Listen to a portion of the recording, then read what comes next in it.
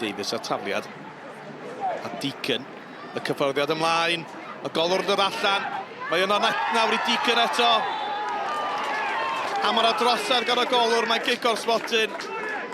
Wojciechka yn hir neb yn mynd ar ôl y bêl. A Deacon i'r llawr. Deacon yn hwydo, y golwr bron a'i chalu, ail gor y tymor i Amy Deacon. Dyn ni yn munud ola'r hanner cynta, yn gig gornel at y canol! Ac oddi ar ben glin Holly Jenkins i gefn y rhwyd. Dwi ddim yn siŵr os mae dyna y bwriad, ond nath i mewn oddi ar y postyn. Gwaith da gan Sienna Stone, a'r pas yn hyfryd drwodd i India Shanahan. Gwaith da gan Claire Daly, y cliriad y golwr oedd ar y llinell. A'r ergyd gan Tate Trivett bron a llithro mewn yn taro'r postyn.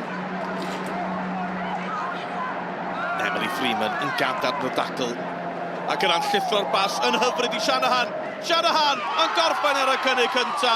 Gol slick i orffen y gêm i'r Barri. Munud sy'n weddill, mae'n dair. A symudiad a gol o'r gêm. India Shanahan yn coroni'r perfformiad.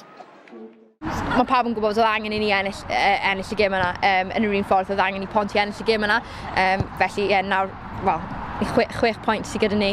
Mae Ponty dal ar 0 a mae goal difference ni wedi lleihau chydig bach hefyd sydd i gyd yn positif. Dwi'n meddwl dyna un o'r gemau gorau ni siŵr o fod blwyddyn yma sy'n positif mawr. Penwythnos off nawr gyda ni a wedyn Aberystwyth Gartref, felly bydd hwnna'n gêm galed a fi'n siŵr na bod ni'n cymryd momentum yma gyda ni mewn i'r gêm yn erbyn Aber. Mae hwnna'n gêm ni goffod ennill hwnna hefyd.